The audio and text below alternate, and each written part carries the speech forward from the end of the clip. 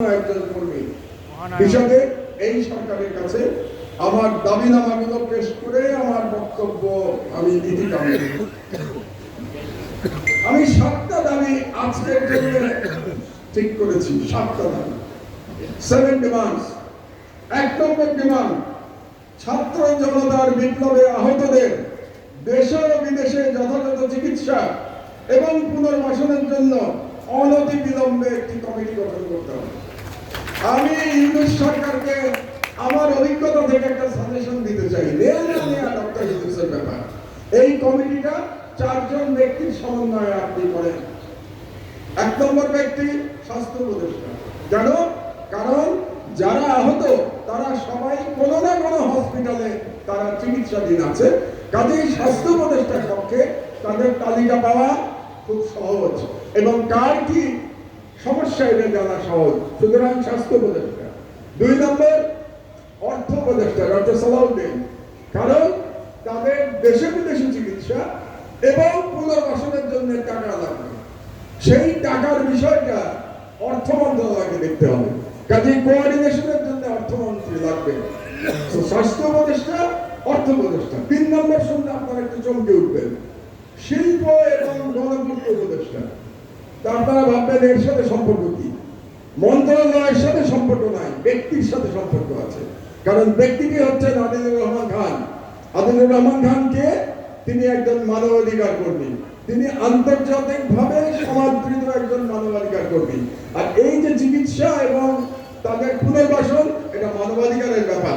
কাজে আদিলুর রহমান খানকে এই কমিটিতে লাগবে 3 জন। আর 4 নম্বরকে 3 জন তো বয়স্ক গেল, একজন তরুণ লাগবে না? আমাদের এই যারা লড়াই করেছে, যারা ভ্যানগার্ড ছিল বিপ্লবের, তাদের লাগবে না? সেটা হচ্ছে মাহফুজকে লাগবে। মাহফুজ হচ্ছে ডক্টর ইউনূসের রাজনৈতিক সচিব আর উপদেষ্টা, যাই হোক সহকারী। কেন মাহফুজকে লাগবে? কারণ মাহফুজ ইজ দ্য চোখ এবং কান ডক্টর ইউনূসের, এবং সে রিপ্রেজেন্ট করে ইয়াং জেনারেশনকে। কাজে মাহফুজকে এই কমিটিতে লাগবে। আমি ডক্টর ইউনূসকে সাজেশন দিলাম, গ্রহণ করা না করা তার ব্যাপার। এই 4 জনের সমন্বয়ে আপনি অনতিবিলম্বে একটা কমিটি গঠন করে দেন।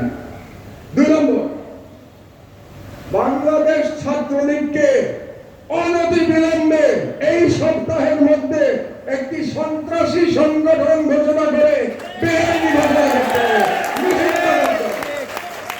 বাংলাদেশে গত 16 বছরে যত সন্ত্রাসী কর্মকাণ্ড ঘটেছে তার জন্য একতরফাভাবে বাংলাদেশ ছাত্রলীগ দায়ী। আর এই যে ছাত্র জনতার বিপ্লবে হাজার হাজার ছেলে মেয়েকে হত্যা করা হয়েছে, আবু সাইদকে হত্যা করা হয়েছে, মুগ্ধকে হত্যা করা হয়েছে, এই হত্যাকারীর মধ্যে পুলিশ ছিল এবং ছাত্রলীগের গুন্ডা বাহিনী ছিল।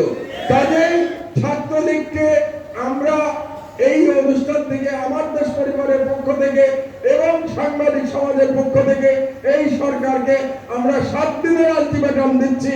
7 দিনের মধ্যে ছাত্রলীগকে সন্ত্রাসী সংগঠন করে নিষিদ্ধ ঘোষণা করতে হবে। অন্যথায় আমি সাংবাদিক সমাজকে মাঠে সাথে নিয়ে আমরা রাজপথে আন্দোলন শুরু করবো এই অ্যাকশন নেওয়ার জন্য। 3 নম্বর, যমুনা সেতুকে শহীদ আবু সাইদ সেতু নামকরণ করতে হবে, যাতে করে যুগের পর যুগ, শতাব্দীর পর শতাব্দী মানুষ যখন যমুনা ব্রিজ দিয়ে পার হবে তারা শহীদ আবু সাইদকে দেখতে পাবে। আর আবু সাইদের সেই প্রসারিত হাতে তার সেই শাহাদাত গ্রহণ বাংলাদেশের তরুণ সমাজকে শত শত বছর ধরে অনুপ্রাণিত করবে। এই জন্য যমুনা ব্রিজকে অনতিবিলম্বে শহীদ আবু সাইদ সেতু ঘোষণা করতে হবে। 4 নম্বর, 2009 সালের পর থেকে ভারতের সাথে যে সকল চুক্তি সম্পাদন করা হয়েছে সেগুলোর প্রতিটি ধারা উপধারা জনসম্মুখে প্রকাশ করতে হবে, তার স্বরূপটি দেখাতে হবে, জনগণকে জানতে হবে ভারতের সাথে কি কি চুক্তি হয়েছে আমার। 1, 2, এটার সেকেন্ড পার্ট হচ্ছে এগুলো পুনর্বিবেচনার জন্য একটা কমিটি গঠন করতে হবে, যেখানে দেশপ্রেমিকরা থাকবে, যেখানে ডক্টর ইফতেখারুজ্জামান এবং ডক্টর দেবপ্রিয়র মতো কোনো ব্যক্তি, ফ্যাসিবাদের কোনো দোষক এবং ভারতীয় হেজেমনির এই দেশীয় কোনো দালাল থাকতে পারবে না। 5 নম্বর দাবি, বঙ্গবন্ধু এভিনিউকে আমাদের পাশে শহীদ আবরার এভিনিউ নামকরণ করতে হবে। কারণ আপনাদের বুঝতে হবে এই ছাত্র জনতার বিপ্লব শুরু হয়েছে শহীদ আবরারের শাহাদাতের মধ্যে দিয়ে। এই ছাত্র জনতা ইন্ডিয়ান হেজমনি বিরোধী বিপ্লব শুরু হয়েছে। এই বিপ্লবের জন্য তার নাম বঙ্গবন্ধু এভিনিউ থাকতে পারবে না, এখানে এটা শহীদ আবরার এভিনিউ করতে হবে। আর